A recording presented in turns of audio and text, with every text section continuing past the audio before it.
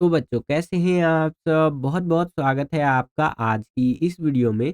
आज का ये वीडियो क्लास 11th के बच्चों के लिए बहुत ज़्यादा ख़ास होने वाला है क्योंकि इस वीडियो में हम लोग देखने वाले हैं बच्चों क्लास 11th का जो आपका इंग्लिश कोर का सब्जेक्ट है, इसका जो आपका फाइनल एग्ज़ाम होने वाला है 13 फरवरी को। जी हाँ बच्चों, 13 फरवरी 2026 को जो इंग्लिश का आपका फाइनल एग्ज़ाम होने वाला है, तो उसके लिए एक इम्पॉर्टेंट सैंपल क्वेश्चन पेपर इस वीडियो में हम लोग देखने वाले हैं बच्चों। और बेसिकली ये वाला सैंपल पेपर हम लोग डिस्कस कर ही रहे थे। इसका पार्ट 1 का वीडियो मैंने ऑलरेडी अपलोड कर दिया है, जिसके अंदर मैंने सेक्शन ए और सेक्शन बी आपसे ऑलरेडी डिस्कस कर लिया था पार्ट 1 की वीडियो में। ठीक है? इसी सैंपल पेपर का। तो अभी तक आपने पार्ट 1 का वीडियो नहीं देखा है, तो आपको मैं डिस्क्रिप्शन बॉक्स में उसका लिंक दे दूँगा, वहाँ पर क्लिक करके उस वीडियो को ज़रूर देख लीजिएगा और आई बटन में भी आपको वीडियो का लिंक मिल जाएगा, उस पर भी क्लिक करके आप देख सकते हैं। ठीक है बच्चों? और ये हमारा पार्ट 2 वाला वीडियो होने वाला है, जिसके अंदर जो हमारा सेक्शन सी रहता है यानी कि लिटरेचर वाला सेक्शन रहता है, इस सेक्शन को इस वीडियो में हम लोग डिस्कस करने वाले हैं। और मैं आपको हर बार बोलता हूँ कि जो सेक्शन सी होता है आपका लिटरेचर वाला सेक्शन, ये सबसे इम्पोर्टेंट होता है आपके सैंपल पेपर के अंदर, ठीक है? क्योंकि इसी सेक्शन के अंदर ऐसे-ऐसे क्वेश्चन्स होते हैं बच्चों, जिसकी एग्ज़ाम में आने की संभावना बहुत ज़्यादा होती है। लिटरली बता रहा हूँ, आज की इस वीडियो में जो सेक्शन सी में क्वेश्चंस मैं आपसे डिस्कस करूँगा आपके बुक के, तो ऐसे-ऐसे क्वेश्चंस हैं ना बच्चों, जो पिछले 10 साल का आप पेपर उठा कर के देख लीजिए, बार-बार रिपीट होकर के आया हुआ है, ठीक है? तो इन क्वेश्चंस को ज़रूर देखिएगा, हर एक क्वेश्चन को अच्छे से एनालाइज़ कीजिएगा, समझिएगा जो भी क्वेश्चन मैं आपको भी करवाने वाला हूँ सैंपल पेपर के अंदर, सेक्शन सी के अंदर, ठीक है? क्योंकि आप देखेंगे इसी में से मोस्ट ऑफ द क्वेश्चन आपके पेपर में डिट्टो रिपीट होकर के आ जाएँगे क्योंकि यही क्वेश्चन बार-बार रिपीट होकर के आता ही है। और कुछ जो मुझे इम्पोर्टेंट लगता था, जो मेरे एक्सपीरियंस के हिसाब से कि हाँ, ये पेपर में आ सकता है, वो क्वेश्चंस भी मैं आपको करवाने वाला हूँ इस वीडियो। तो वीडियो को पूरा ज़रूर देखिएगा और हाँ, अगर आप चाहते हैं कि इसी प्रकार की वीडियोज़ हम आपके लिए लेकर के आते रहें, तो इस वीडियो को कर दीजिए ज़्यादा से ज़्यादा लाइक। जितना ज़्यादा वीडियो को आप लाइक करते हैं, उतना ज़्यादा हमारा यहाँ पर मोटिवेशन बढ़ता है इसी तरह की वीडियोज़ को बनाने के लिए। चैनल पर अगर आप नए आ गए हैं, विद्यालय स्टडी पॉइंट को अभी तक आपने सब्सक्राइब नहीं किया है, तो सब्सक्राइब कर लीजिए। इसी तरह की वीडियोस हम आपके लिए लेकर के आते रहते हैं। जैसे ही आप चैनल को सब्सक्राइब करेंगे, बगल में आपको बेल का, घंटी का घंटा कुछ भी कह सकते हैं, उसका आइकन देखने को मिलेगा। उसको प्रेस करके ऑल पे क्लिक कर दीजिएगा, जिससे कि जो भी हम नया वीडियो अपलोड करें, उसका नोटिफिकेशन सबसे पहले आपके फ़ोन पर आ जाया करे और आपकी जो तैयारी है एग्ज़ाम्स के लिए, वो और भी बेहतर से बेहतर तरीके से हो सके। तो चलिए हम अपने वीडियो को शुरू करते हैं और जो सेक्शन सी के क्वेश्चन्स हैं, उनको एक-एक करके कवर करते हैं बच्चों। तो हम लोग आ गए हैं सेक्शन सी के अंदर, जो कि आपका लिटरेचर वाला सेक्शन रहता है, जिसके अंदर इंग्लिश की जो आपकी 2 किताबें हैं, उसके अंदर से क्वेश्चंस पूछे जाएँगे, ठीक है? तो चलिए देखते हैं एक-एक करके। यहाँ पर 10वां क्वेश्चन देखिए क्या कह रहा है हमें कि read the following extracts carefully and answer the questions that follow, ठीक है? तो यहाँ पर आपको एक्सट्रैक्ट दे दिया है और उसको आपको पढ़ना है। उसके आधार पर जो हमसे यहाँ पर क्वेश्चंस पूछे जाएँगे, उनका उत्तर हमें देना है। तो देखिए कुछ इस तरह से ये एक्सट्रैक्ट्स दिए गए हैं।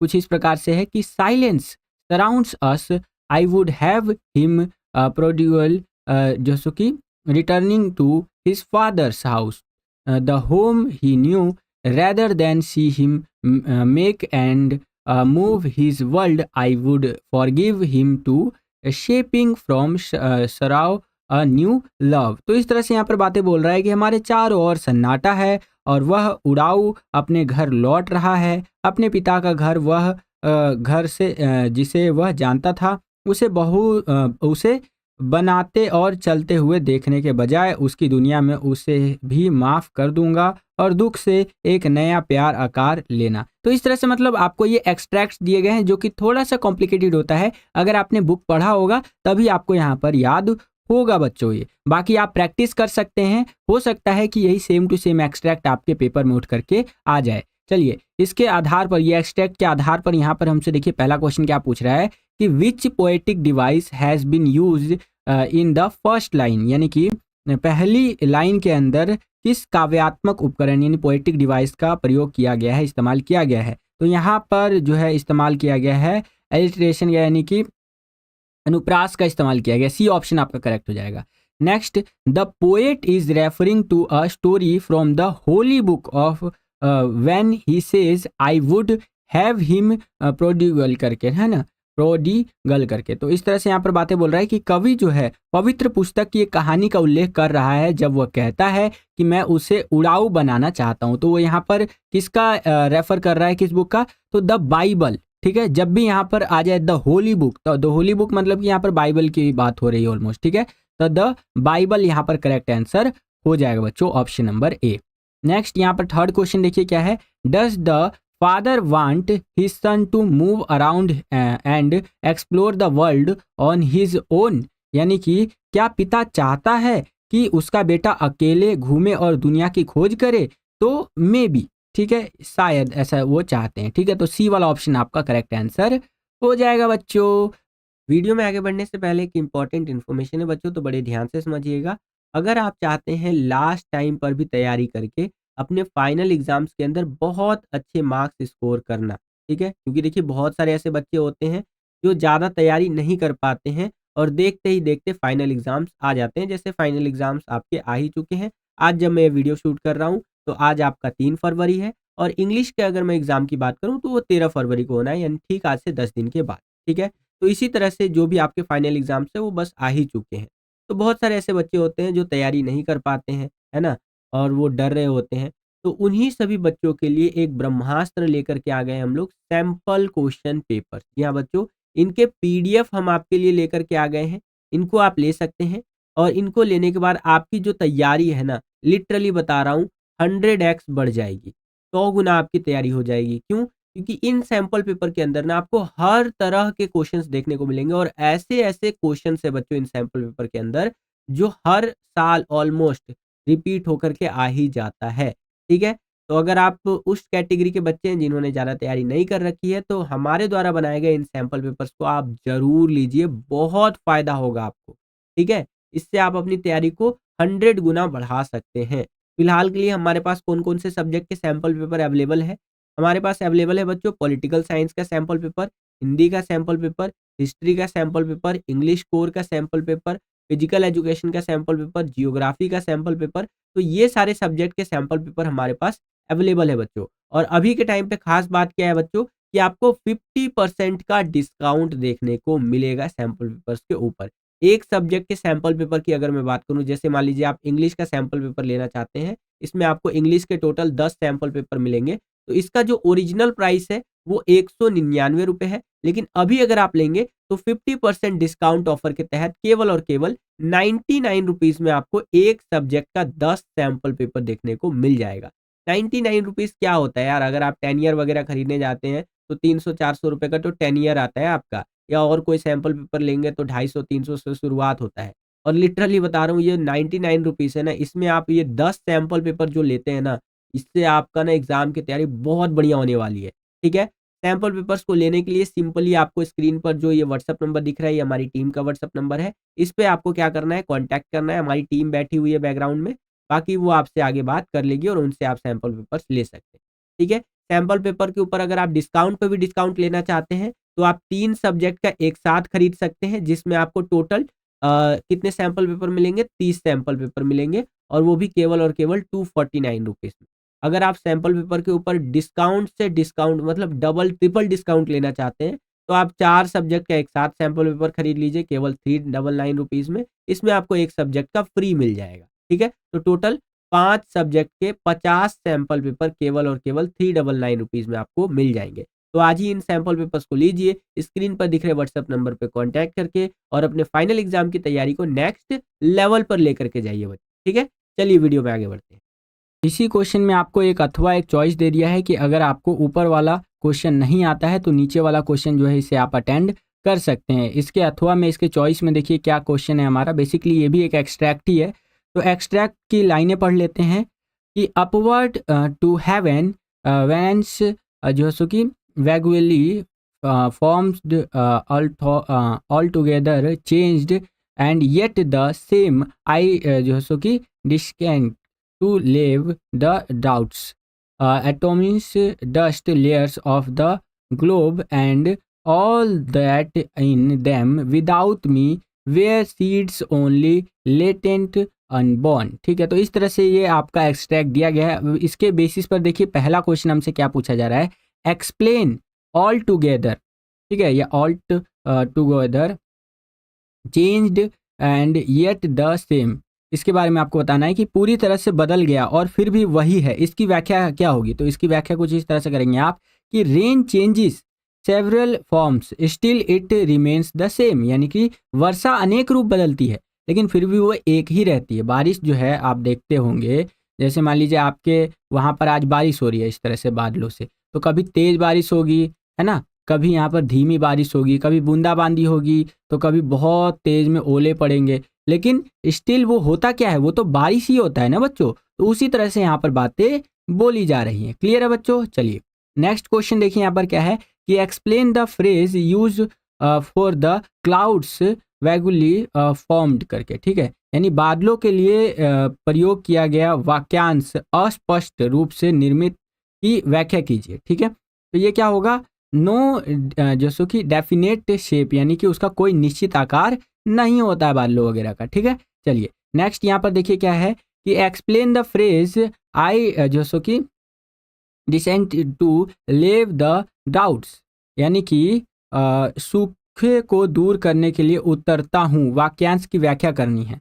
तो यहाँ पर आप लिख सकते हैं बच्चों, rain falls on the earth and satisfies everyone's जो सो कि थर्स्ट करके, यानी कि वर्षा धरती पर गिरती है और सबकी प्यास बुझाती है, और साथ ही साथ इट वाशिश अवे फेमिन्स करके, यानी कि यह अकाल को दूर करता है। तो यहाँ पर both B and C correct answer हो जाएगा। तो अब हम लोग आ गए हैं 11वें क्वेश्चन के अंदर, और जो 11वां क्वेश्चन है हमारा, ये भी एक्सट्रैक्ट के ऊपर बेस्ड होने वाला है। ठीक है, ये रहने वाला है, जो भी आप कह सकते हैं। तो यहाँ पर देखिए क्वेश्चन में क्या एक्सट्रैक्ट दिया गया है कि in July 1976 my wife Mary son Jonathan 6 daughter and Suzanne 7 and I set sail from Plymouth, England, to duplicate the round the world voyage made 200 years earlier by Captain James Cook. For the longest time, Mary and I, a 37-year-old businessman, had dreamt of sailing in the wake of the famous explorer, and for the past 16 years, we had spent all our leisure time honing our seafaring skills in British waters. ठीक है, तो यहाँ पर देखिए क्या बताया गया इस एक्सट्रैक्ट के अंदर, मैं आपको समझा देता हूँ। ये बात हो रही है जुलाई 1976 की, जिसमें मैं और मेरी पत्नी और मेरा बेटा जोनाथन और मेरी बेटी सुजैन, और 200 साल पहले, ठीक है, यहाँ इन सब की बात हो गई। उसके बाद बताया गया है कि 200 साल पहले कैप्टन जेम्स कुक द्वारा की गई विश्व यात्रा को दोहराने के लिए प्लाईमाउथ इंग्लैंड से रवाना हुए। ठीक है, तो 200 साल पहले एक होंगे कैप्टन जेम्स कुक, उन्होंने बहुत लंबी यात्रा की होगी, तो ये भी चाहते थे कि ये भी लंबी यात्रा करे। ठीक है, तो ये लोग यहाँ पर प्लाईमाउथ इंग्लैंड से रवाना हो गए, और लंबे समय से मेरी और मैं एक 37 वर्षीय व्यवसायी यानी बिजनेसमैन के प्रसिद्ध खोजकर्ता के नक्शे कदम पर नौकायन करने का सपना देख रहे थे। ठीक है, यानी कि वो और उनकी जो वाइफ थी, वो एक बिजनेसमैन के साथ जो है वो कंधे से कंधा मिला करके चल रही थी, मतलब बिजनेसमैन को देखा जाए तो फॉलो कर रही थी। ठीक है, दोनों के दोनों मिल करके। और पिछले 16 वर्षों से हम अपना सारा खाली समय ब्रिटिश जल में अपने समुद्री कौशल को निखारने में बिताया था इन्होंने। ठीक है, तो लास्ट 16 ईयर्स की बात करें तो इन्होंने कहीं ना कहीं अपने स्किल्स को इम्प्रूव किया था, जो ब्रिटिश वाटर्स है उसके अंदर अपना ज़्यादा से ज़्यादा टाइम बिता करके। तो इस तरह से ये आपका एक्सट्रैक्ट दिया गया है। अब देखिए बच्चों, यहाँ पर इस एक्सट्रैक्ट के आधार पर जो पहला क्वेश्चन हमसे पूछ रहा है वो क्या पूछ रहा है कि why did the author decide to go for a round the world वो या करके, ठीक है, या वोयाज करके। लेखक ने अपने विश्व भ्रमण का निर्णय क्यों लिया?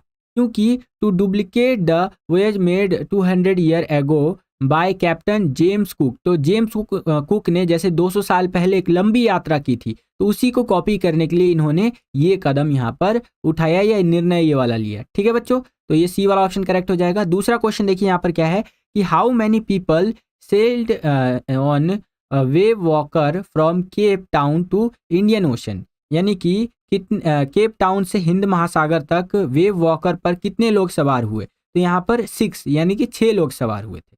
ठीक है बच्चों, next, the author hired the 2 crewman to, यानी कि लेखक ने 2 क्रू सदस्यों को काम पर रखा ताकि help tackle one of the world's roughest seas the southern Indian Ocean, यानी कि ताकि वो दुनिया के सबसे उग्र समुद्रों में से एक दक्षिणी हिंद महासागर से निपटने में सहायता कर सके। इसीलिए ऑथर जो है, लेखक जो है, उसने हायर किया 2 क्रूमैन को, 2 क्रू सदस्यों को। क्लियर है बच्चों? आशा करता हूं आपको समझ में आया होगा ये क्वेश्चन। वीडियो अगर आपको पसंद आ रहा है तो लाइक करते चलिए इस वीडियो को, और अपने सभी दोस्तों में ना शेयर भी कर दीजिए इस वीडियो को।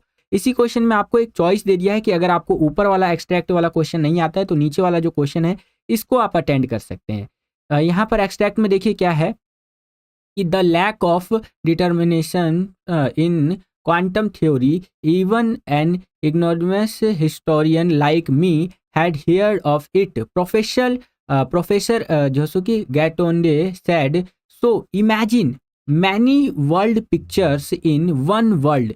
The electron is found here, in another it is over there, in yet another it is in a still different location. Once the observer finds where it is, we know which world we are talking about, but all those alternative worlds could exist just the same. Rajendra paused to marshal his thoughts.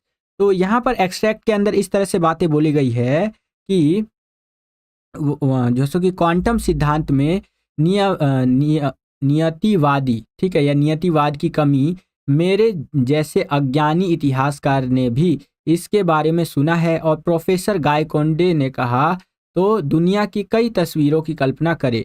एक दुनिया में electron यहाँ पाया जाता है, दूसरी में यहाँ वहाँ पाया जाता है, ठीक है, या वहाँ होता है। तो इस तरह से करके ये आपका एक्सट्रैक्ट दिया गया है, ठीक है। इसके आधार पर देखिए पहला क्वेश्चन हमसे क्या पूछा गया है कि which theory as explain by Rajendra Prasad state in a shift in behaviour, ठीक है।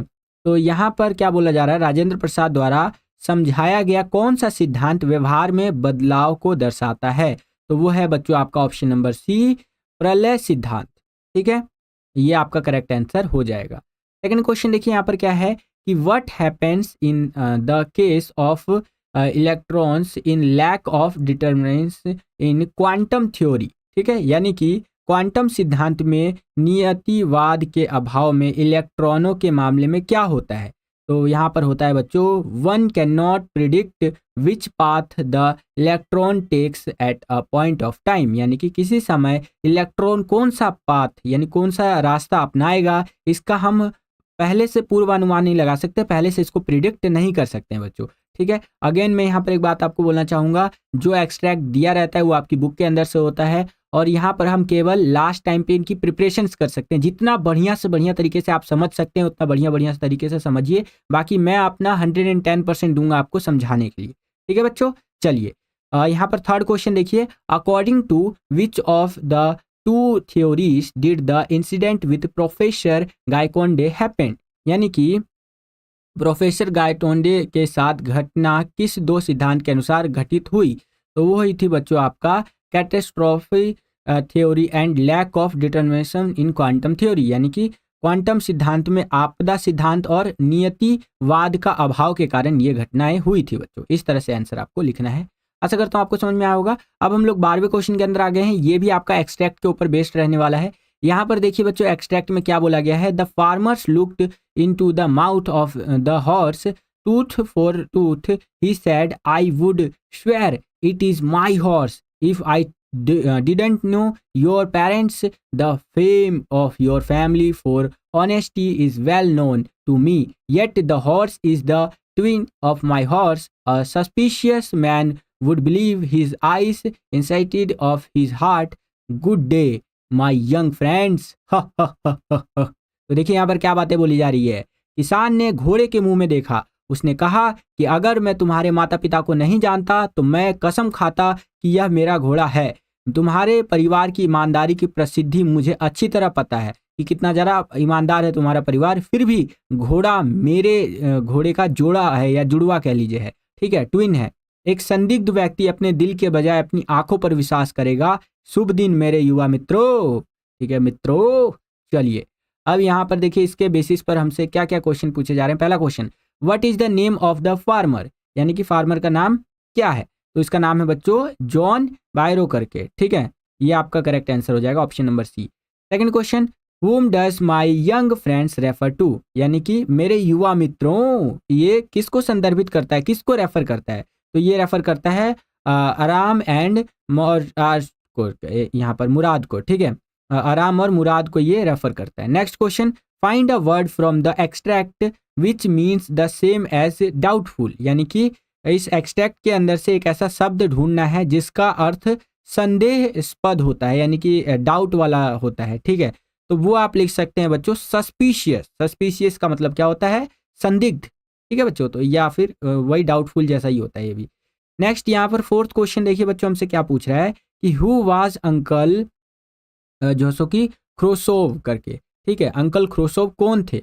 तो यहाँ पर आंसर लिखेंगे अंकल ख्रोसोव was a relative of Aram, he was an enormous man, he was short tempered and impatient by nature, यानी कि चाचा खोशोर आराम के रिश्तेदार थे, वह एक बहुत बड़े आदमी थे, वह स्वभाव से ही चिड़चिड़े और अधीर थे, ठीक है। तो इस तरह से आंसर आप लिख सकते हैं बच्चों। इसी क्वेश्चन में आपको एक चॉइस दे दिया है, यानी अथवा दे दिया। अगर आपको ऊपर वाला क्वेश्चन नहीं आता है तो नीचे वाला जो क्वेश्चन है इसको आप अटेंड कर सकते हैं। इसके अथवा में इसके चॉइस में देखिए क्या क्वेश्चन हमसे पूछा गया। ये भी बेसिकली एक एक्सट्रैक्ट है, तो यहाँ पर वीडियो को पॉज करके आप रीड कर लीजिए। इसके बेसिस पर जो हमसे क्वेश्चंस पूछे जा रहे हैं ना, उनको हम लोग हल कर लेते हैं, ठीक है। और बाकी मैं स्टार्टिंग की एक दो लाइनें आपको रीड करके भी बता देता हूँ। इस तरह से है कि एंड्रियो एब्रुप्टली रिकॉल्ड फ्रॉम द contemplation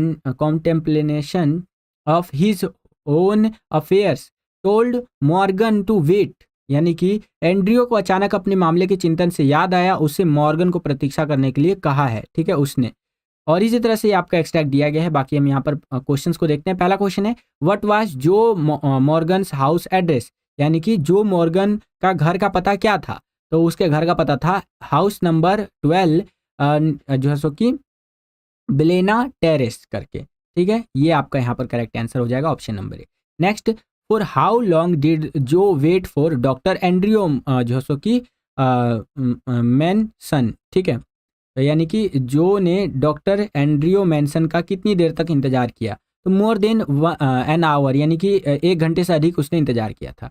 नेक्स्ट यहाँ पर क्वेश्चन है when एंड्रियो approached Susan was accompanied by her mother and dash, यानी कि जब एंड्रियो पहुंचा तो सुसान के साथ उसकी माँ और डैश भी थे। तो उसकी माँ और एक मिडवाइफ, यानी कि एक दाई जो होती है वो भी थी, ठीक है बच्चों। अगला यहाँ पर फोर्थ क्वेश्चन देखिए, right 2 main points about the story birth, यानी कि कहानी जो आपका जन्म है, स्टोरी जो बर्थ है आपका, उसके बारे में 2 मुख्य चीज़ें लिखनी है। तो ये तो काफ़ी आसान है। यहाँ पर आप लिख सकते हैं birth is the story of a doctor just a fresher who handles complicated child delivery case in the most admirable way and bring back life in a dead born child, यानी कि बर्थ एक ऐसे doctor की कहानी है जो अभी अभी डॉक्टर बना है, जो एक जटिल प्रसव मामले को अत्यंत सराहनीय तरीके से संभाल रहा है। मतलब बहुत कॉम्प्लिकेटेड सिचुएशन था, उसको बहुत अच्छे से संभाल रहा है वो, और एक मृत जन्मे बच्चे को जीवन वापस लाता है ये, ठीक है। तो इसके ऊपर ये स्टोरी बेस्ड है। ये इंपॉर्टेंट पॉइंट आप लिख सकते हैं। क्लियर है बच्चों? तो अब हमारे एक्सट्रैक्ट वाले क्वेश्चन खत्म हो गए हैं। अब हमारे यहाँ पर 13वां क्वेश्चन शुरू हो जाएगा, जो कि सीधा सीधा क्वेश्चन होगा और सीधा सीधा आंसर आपको लिखना होगा। वैसे अभी तक भी हमने सीधा सीधा क्वेश्चन ही देखा और सीधा सीधा आंसर ही देखा बच्चों। खैर, तो यहाँ पर 13वें क्वेश्चन में क्या कह रहा है, answer any 2 out of the following questions in 30 to 40 words, ठीक है। और ये 6 मार्क्स का पूरा 13 क्वेश्चन रहने वाला है। तो यहाँ पर आपको कोई 2 क्वेश्चन का आंसर देना है, ठीक है, 30 से 40 शब्दों में। और टोटल नंबर ऑफ क्वेश्चन कितने पूछे गए हैं? यहाँ पर आपसे पूछे गए हैं 5 क्वेश्चन, ठीक है। तो चलिए देख लेते हैं। यहाँ पर सभी क्वेश्चन के आंसर मैं आपको बताऊंगा। यहाँ पर ए में क्या क्वेश्चन पूछा है कि द पोएम जो सो कि photograph is all about lost memories, explain how the theme of nostalgia runs throughout the poem, यानी कि कविता एक तस्वीर जो फोटोग्राफ वाली पोएम है पूरी तरह से खोई हुई यादों के बारे में है। बताइए कि कैसे पुरानी यादों का विषय पूरी कविता में व्याप्त है, भरा हुआ है इस तरह से, है ना। तो आंसर आप इस प्रकार से लिखेंगे, the poet sees an old photograph of her mother in which she was standing on the beach with her 2 cousins Dolly and Betty, यानी कि कविता जो आपका ये फोटोग्राफ है उसके रिलेटेड में ये जो आंसर है इसमें बताया गया है कि कवि अपनी माँ की एक पुरानी तस्वीर देखती है जिसमें वह अपनी दो चचेरी बहन जो है डॉली और बेटी के साथ समुद्र तट पर खड़ी है। ठीक है। And the C holiday was a past experience for the poets mother, यानी कि समुद्र की छुट्टी कवि की माँ के लिए एक पुराना अनुभव था। ठीक है। And a glimpse of the photograph perhaps जैसे कि revived some feelings of shared joy and she laughed, यानी कि तस्वीर की एक झलक ने उससे क्या किया, एक खुशी का माहौल भर दिया उसके अंदर, एक खुशी की भावना आ गई उसके अंदर, पुनर्जीवित हो गई और वो क्या हुई, हंस पड़ी। ठीक है। For the poet her laughter is an incident of the past, the photograph capture her mother sweat and smiling face, यानी कि sweet and smiling face.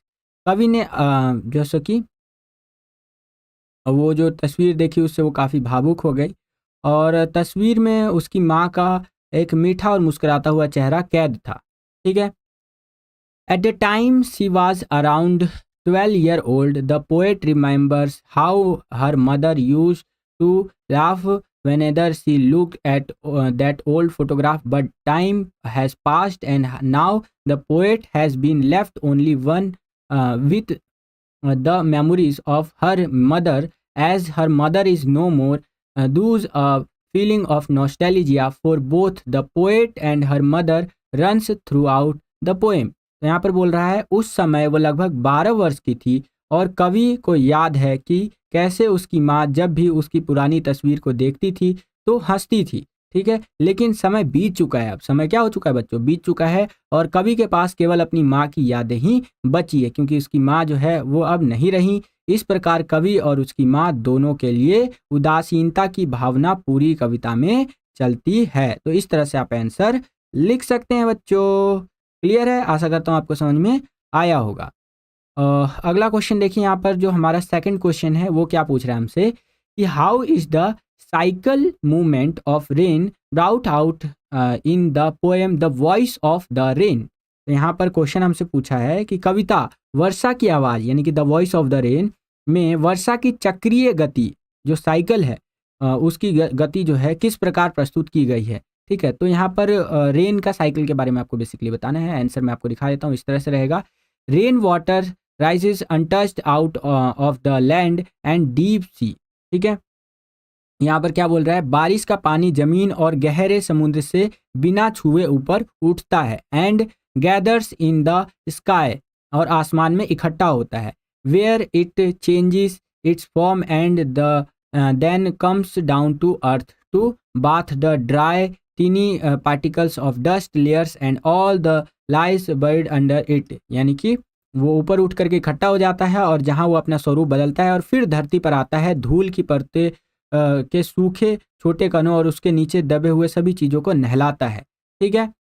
Then its return to the place of its origin. Science text books indicates that the water vapours from the rivers and oceans rise up to the sky due to the intense heat. They assume the form of clouds and after condensation drop down as rain. The water flow back through rivers to the seas and oceans. तो यहाँ पर simple सा वही बताया गया है कि फिर यह अपने जो इसका ओरिजिन होता है वहाँ पर ये लौट जाता है पानी की बूंदे। विज्ञान की पुस्तकों के अनुसार हमें पता चलता है कि नदियों और समुद्रों से निकलने वाला जो जलवाष्प होता है, ठीक है, यानी पानी जब गर्म हो जाता है तो उसके अंदर से जो भाप निकलता है उसके कारण वो आसमान में जाता है पानी की बूंदे और वो बादल का रूप ले लेता है और संघनन यानी इकट्ठा हो जाता है और उसके बाद बारिश के रूप में नीचे गिरता है। पानी नदियों से होकर वापस समुद्रों में जाता है, फिर महासागरों में चला जाता है और ये साइकिल पूरा हमारा चलता रहता है, ये चक्र हमारे साथ चलता रहता है, तभी धरती पर हमें बारिश जैसा मौसम देखने को मिलता है। क्लियर है बच्चों? चलिए, और देखिए जितने भी क्वेश्चन मैं आपको करवा रहा हूँ ये सभी क्वेश्चन बहुत ज़्यादा इंपॉर्टेंट है, एक भी क्वेश्चन को हल्के में मत लीजिएगा, बहुत ज़्यादा इंपॉर्टेंट क्वेश्चन है बच्चों। इतनी मेहनत हम आपके लिए इसलिए कर रहे हैं ताकि आप अपने फाइनल एग्जाम की तैयारी को बहुत बेहतर बना सके बच्चों। ठीक है, चलिए सी वाला क्वेश्चन देखिए यहाँ पर क्या है, why was the grand mother जो है सो कि dissatisfy with the cities education, यानी कि जो दादी थी वो शहर की शिक्षा से असंतुष्ट क्यों थी, उसके बारे में आपको बताना है। तो चलिए इसका आंसर मैं आपको बताता हूँ। देखिए, the grand mother were dissatisfied with the cities education because they never thought about the scriptures and God. ठीक है, जो दादी थी वो यहाँ पर शहरी शिक्षा से असंतुष्ट इसलिए थी क्योंकि वहाँ कभी भी शास्त्रों और ईश्वर के बारे में नहीं पढ़ाया जाता था। ठीक है, the teachers taught science, the law of gravity, etc., which was not of much importance to her। यानी जो टीचर्स होते हैं वो ग्रेविटी यानी गुरुत्वाकर्षण के बारे में, साइंस के बारे में, इनके नियमों के बारे में पढ़ाते हैं जो उनके लिए ज़्यादा महत्व नहीं रखता है। किसके लिए? दादी के लिए। इसीलिए जो ग्रैंड मदर है वो सेटिस्फाई नहीं है कहाँ के एजुकेशन से? सिटी के एजुकेशन से। क्लियर है बच्चों? आशा करता हूँ आपको समझ में आ गया होगा। नेक्स्ट डी में देखिए क्या क्वेश्चन है हमारा। What did the travelers find at dawn on 2nd January and what preparation did they make?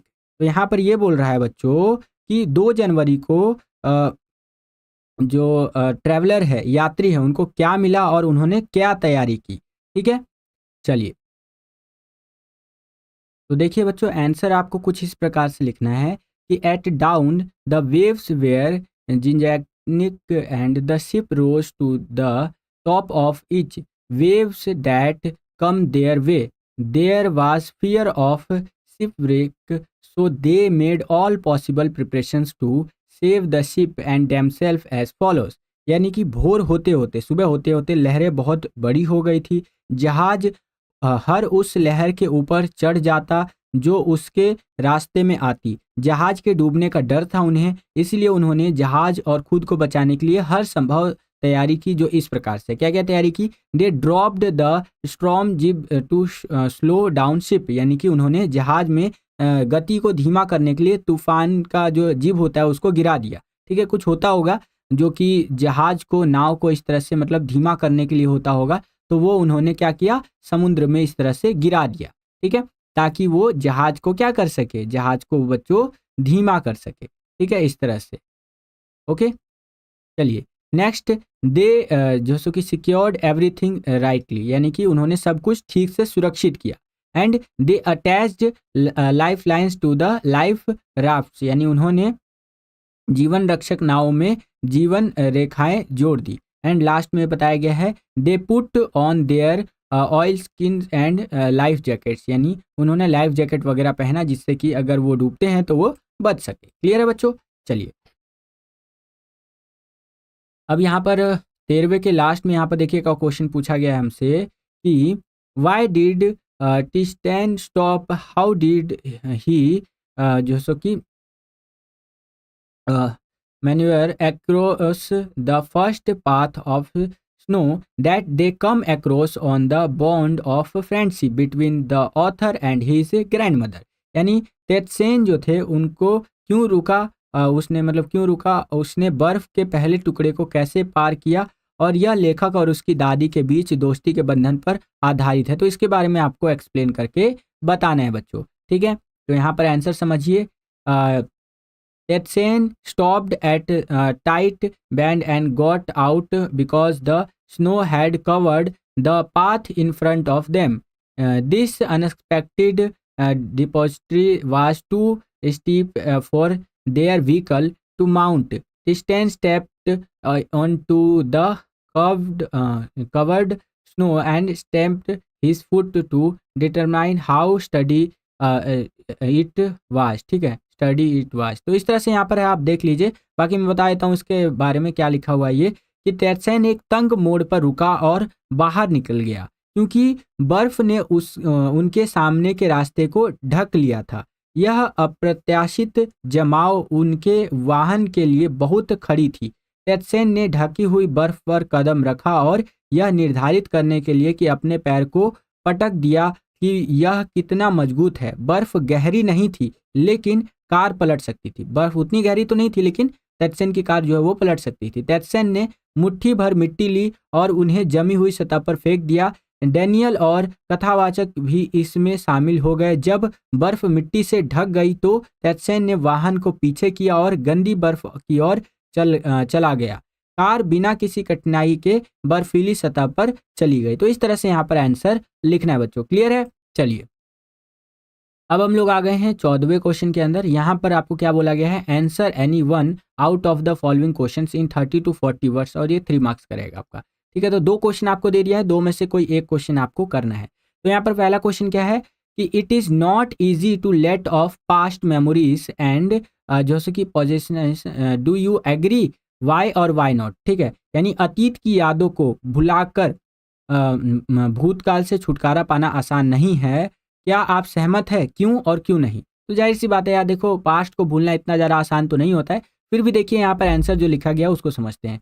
Past whether good bad is gone we must never worried about it. बहुत बड़ी बात यहाँ पर बोला है, पास्ट जो होता है चाहे वो गुड हो या फिर बैड हो, ये गॉन, वो जा चुका है, तो we must never worried about, यानी हमें उसके बारे में ज़्यादा चिंता करने की ज़रूरत नहीं है। ठीक है, जैसा भी था वो चला गया। All we need is to make the best of our presence, explain with reference to the story, the address. The narrator is unable to overcome her past. She remembers the address told by her mother long ago. She was offended by Mrs. Darling taking away their stuff. Wanted to hold on the past memories and memories of her mother by visiting Mrs. Darling in order to get back their old stuff, realizes the insignificance of all the material things that do not mean the same for her anymore, decides to forget the addresses and move on places for the king। तो यहाँ पर ये बात बोला जा रहा है कि अतीत चाहे अच्छा हो या बुरा, चला गया भैया वो, हमें इसके बारे में कभी चिंता नहीं करनी चाहिए, हमें बस अपने वर्तमान का सर्वोत्तम उपयोग करना चाहिए, यानी प्रेजेंस को बहुत बढ़िया बनाना चाहिए। ठीक है, ये करने की हमें आवश्यकता है। जो आपका एड्रेस कहानी है इसी के संदर्भ में हमें ये समझाया गया है, और अपने कथावाचक जो है वो अपने अतीत से उबर नहीं पा रहा है यहाँ पर। ठीक है, और उसे अपनी माँ द्वारा बहुत पहले बताया गया बात जो मतलब पता याद है। ठीक है, उसकी माँ ने बहुत पहले उसको एक पता बताया था जो उसे याद है, वह श्रीमती डॉर्लिंग द्वारा, ठीक है, मिसेज डॉर्लिंग के द्वारा उनका सामान ले जाने से आहत थी। वह अपनी पुरानी यादों और माँ की यादों को संजोकर रखना चाहती थी। मिसेज डॉर्लिंग से मिलने के लिए वह अपना पुराना सामान वापस चाहती थी। उससे उन सभी भौतिक चीज़ों की निरर्थकता का एहसास होता है जो अब उसके लिए समान नहीं है। वह पता भूलकर राजा के लिए शांति से आगे बढ़ने का फैसला करती है। तो इस तरह से आप आंसर लिख सकते हैं बच्चों। क्लियर है? चलिए देखिए, डेफिनेटली आपने पूरे साल भर पढ़ाई की है तो आप बहुत बेटर तरीके से अंडरस्टैंड कर पाएंगे।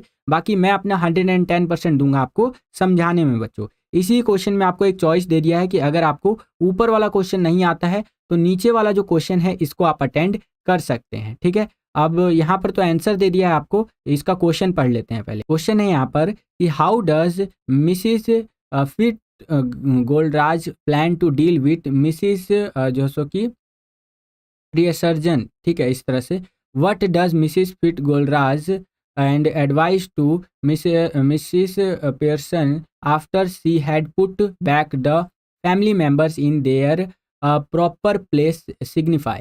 ठीक है, तो यहाँ पर ये बोल रहा है कि जो श्रीमती फिट गोल्डराज है उन्होंने श्रीमती यानी मिसिस पियर्सन के परिवार से कैसे निपटने की योजना बनाती हैं वो, और जो फिट गोल्डराज जी हैं वो मिसिज पियर्सन को दी गई सलाह का क्या अर्थ है। इन्होंने जो सलाह दिया था फिट गोल्डराज जी ने, उनका क्या अर्थ है वो आपको बताना है, और जब उन्होंने परिवार के सदस्यों को उनके उचित स्थान पर वापस भेज दिया था। ठीक है, तो समझते हैं इस चीज़ को। देखिए यहाँ पर बताया गया है, आप देख सकते हैं, Mrs Fitzgerald change their bodies through magic spell. Now Mrs Fitzgerald look like Mrs जैसे कि Pearson. Will Mrs Pearson look like Mrs Fitzgerald? Mrs Fitzgerald in the body of Mrs Pearson deal with the family very sternly करके। ठीक है, तो यहाँ पर मैं आपको समझाता हूँ क्या बोल रहा है कि मिसिस फिट गोल्डराज हैं, उन्होंने जादू के माध्यम से, मैजिक के माध्यम से उनके शरीर को बदल दिया, उनकी बॉडी को पूरी तरह से चेंज कर दिया, अब मिसिस फिटगोलराज मिसिस पियर्सन की तरह दिखने लग गई। जो कि गोलराज जी हैं, मैं आपको ना चित्र के माध्यम से समझाता हूँ। ये मान लीजिए कि मिसिस फिटगोलराज जी हैं, ठीक है। ये ऐसा मैं बना लेता हूँ, मेरी ड्राइंग बहुत ख़राब है, ये इनका बाल वाल हो गया। और ये जो है मिसिस आपका वो है, ठीक है, पियर्सन जी है, ठीक है। ये मैं आपको ऐसे बना कर दिखा देता हूँ इस तरह से।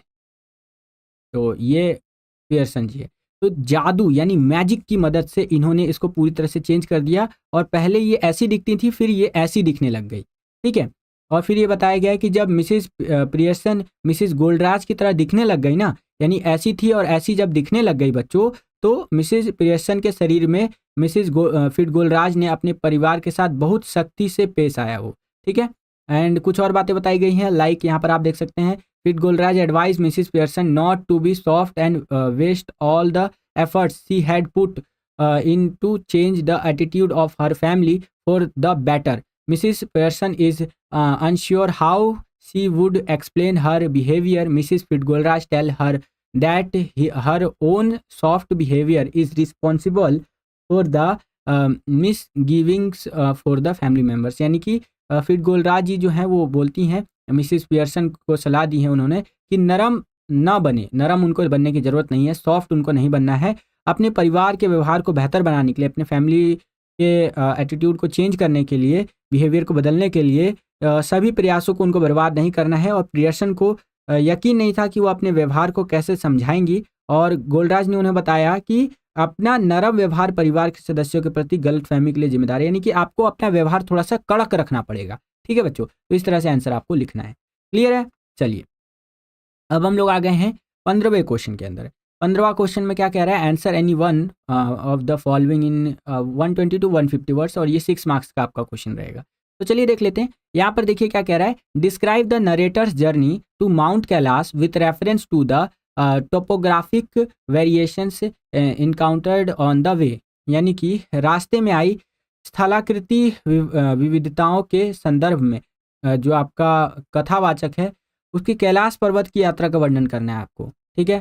तो इसको देख लेते हैं। देखिए, the narrators and his companies took a shortcut to get off the जो कि Changtang distant new route that would take them south west almost directly towards Mount Kailash, ठीक है। यानी कि जो नरेटर है, ठीक है, और उसके साथ ही उन्होंने चांगतांग से उतरने के लिए एक छोटा रास्ता लिया, और तेत्सेन को एक रास्ता पता था जो उसे दक्षिण पश्चिम में ले जाएगा, लगभग सीधे कैलाश पर्वत की ओर, ठीक है। एंड इसी तरह से आप यहाँ पर आंसर लिख सकते हैं। वीडियो को पॉज करके इसको पूरा का पूरा आप रीड कर सकते हैं बच्चों। क्लियर है? एंड इसके चॉइस में भी एक क्वेश्चन है, यहाँ पर आप देख सकते हैं कि why do you think professors Gaitonde decided never to preside over meetings again, यानी कि आपके विचार में प्रोफेसर गाइटोंडे ने फिर कभी बैठकों की अध्यक्षता न करने का निर्णय क्यों लिया, ठीक है। तो आंसर आपको इस प्रकार से लिखना है, ये आप अपनी स्क्रीन पर देख सकते हैं बच्चों, ठीक है। चलिए अब हम लोग आ गए हैं 16वें क्वेश्चन के अंदर, जो हमारा इस सैंपल पेपर का लास्ट क्वेश्चन है। और 16वें के फर्स्ट में यहाँ पर देखिए क्या हमसे क्वेश्चन पूछ रहा है कि the poem the tale of Melon City is full of humour and irony, explain with examples, यानी कि कविता जो है आपका मेलन सिटी की कहानी हास्य और व्यंग से भरपूर है, ठीक है, ह्यूमर और आयरनी से भरपूर है, उदाहरण देकर समझाना है आपको। तो देखिए आंसर इस प्रकार से लिखेंगे, the poem the tale of Melon City is full of humour and irony. इसके कुछ वैल्यूएबल पॉइंट्स है, क्योंकि the king is called just and placid ironically, यानी कि राजा को जो सो कि विडंबना पूर्वक न्यायप्रिय एवं शांत कहा गया है, इसलिए यहाँ पर हम कहते हैं the poem the tale of Melon is full of humour and irony. एक ये हो गया आपका point. Next, his sense of justice can send anyone to the जो सो कि गैलोस, यानी कि उनकी न्याय की जो भावना है वो किसी को भी फांसी तक पहुंचा सकती है, ठीक है। Next, king decided to hang the safe builders when his crown struck again the low arch, ठीक है, यानी कि जब राजा का मुकुट निचली मेहराब से टकराया तो उसने मुख्य निर्माणकर्ताओं को फांसी देने का निर्णय लिया, ठीक है। इसीलिए बोला गया है कि जो कविता है आपकी द टेल ऑफ मेलन यानी मेलन सिटी की कहानी वो पूरी तरह से आयरोनी से भरी हुई है और ह्यूमर से भरी हुई है, यानी कि हास्य और व्यंग्य से भरी हुई है। कुछ और वैल्यूएबल पॉइंट्स है यहाँ पर आप देख सकते हैं, तो इस तरह से आंसर आपको लिखना है बच्चों। क्लियर है? चलिए, अब इसी का चॉइस में यहाँ पर आप देख सकते हैं एक क्वेश्चन दिया गया है कि अगर आपको ऊपर वाला क्वेश्चन नहीं आता है तो नीचे वाला जो क्वेश्चन है इसको आप अटेंड कर सकते हैं। इसके चॉइस में देखिए हमसे क्या क्वेश्चन पूछा है कि did the boys return the horse because their conscience was hurt और बिकॉज दे वेयर अफेयर्ड, यानी कि क्या लड़कों ने घोड़ा इसलिए लौटाया क्योंकि उनकी अंतरात्मा आहत हुई थी, इसलिए कि वे डर गए थे। तो किस लिए लौटाया था वो आपको बताना है। तो इसी के चॉइस में आंसर है, यहाँ पर हम देख लेते हैं कि the story gives no indication that the boys were afraid of any one और एनीथिंग। ठीक है, यानी कि जो कहानी है वो हमें इस बात का संकेत मतलब देता है या मिलती है कि लड़के किसी से भी या किसी चीज़ से भी डरे थे। ठीक है, मतलब वो डरे नहीं थे बेसिकली, है कि नहीं। आगे देखिए, so the return of the horse was not guided by fear. Second, he was not at all conscienceless, मतलब या conscienceless, he felt no pang of remorse और regret over his act of stealing the horse जो सो कि merely for the purpose of riding. तो यहाँ पर बोला जा रहा है कि दूसरी यानी सेकंड वह बिल्कुल भी विवेकहीन नहीं था, उसे सिर्फ सवारी के उद्देश्य से घोड़ा चुराने के अपने कृत्य पर पछतावा या खेद भी नहीं था, तो उसे यहाँ पर कोई डर भी नहीं था। The narrator makes there perfectly clear when he claims that stealing a horse to ride is not the same as stealing anything else like money. To him, it was not a thief at all because he and more were very found on horse. तो इस तरह से करके यहाँ पर लिखा गया है, मैं आपको बता देता हूँ इसके बारे में कि उनको रिग्रेट वगैरह तो था नहीं।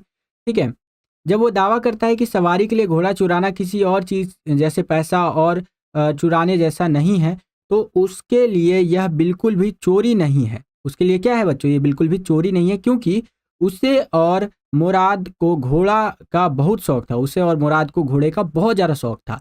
उनकी राय में यह केवल तभी चोरी होगी जब वे घोड़े को बेचने की पेशकश करेंगे, जो वे जानते थे कि वे कभी नहीं करेंगे। ठीक है, तो वैसे तो उन्होंने चोरी की थी, लेकिन उनके हिसाब से ये चोरी तब मानी जाएगी कि जब वो घोड़े को बेचने की पेशकश करेंगे, वैसा वो ये तो कभी नहीं करेंगे वो। ठीक है, अंतिम वाक्य उसकी मानसिक संरचना का संकेत देता है कि जब किसान जॉन वायरो कथावाचक के घर जाता है, यानी नरेटर के घर जाता है, तो मुराद के पास घोड़ा 1 महीने से ज़्यादा समय से था। उसने इसे 2 और हफ्तों तक अपने पास रखा और मुराद ने नरेटर के घोड़े को और ज़्यादा समय तक रखने के सुझाव को सिरे से खारिज कर दिया। यह उसका पारिवारिक स्वाभिमान था जिसने उसे चोरी करने की इजाज़त नहीं दी। उसने तय किया कि घोड़े को उसके असली मालिक के पास वापस लौटाना ही होगा। उसने क्या तय किया मुराद ने कि अब भैया लौटा ही देते हैं।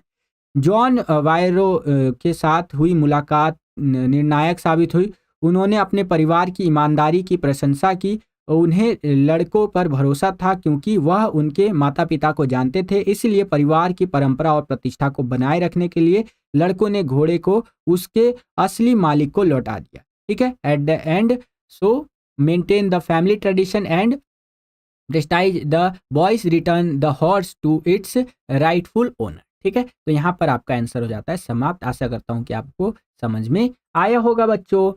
तो बस बच्चों यही था आज का ये वीडियो। आशा करता हूँ आपको ये वीडियो पसंद आया होगा। अगर आपको ये वीडियो पसंद आया तो कर दीजिए ज़्यादा से ज़्यादा लाइक। जितना ज़्यादा वीडियो को आप लाइक करेंगे उतना ज़्यादा हमारा मोटिवेशन बढ़ता है इसी तरह की वीडियोस को बनाने के लिए।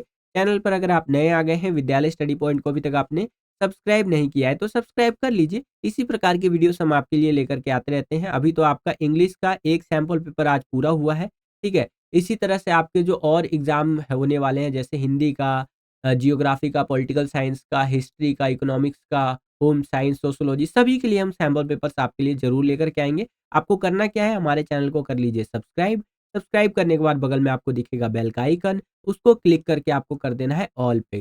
ठीक है, ऑल पे सेट कर दीजिएगा और जैसे ही आप ऑल पे क्लिक कर देंगे, वैसे ही जो भी हम नया वीडियो अपलोड करेंगे उसका नोटिफिकेशन सबसे पहले आपके फ़ोन पर आ जाया करेगा, जिससे कि आपकी जो तैयारी है एग्ज़ाम्स के लिए वो और भी बेहतर से बेहतर तरीके से हो सकेगी। इस वीडियो के लिए इतना ही बच्चों, मिलता हूँ आपसे अगली और एक्साइटिंग वीडियो में, तब तक के लिए खुश रहिए, खुश रखिए सभी को। जय हिंद, वंदे मातरम।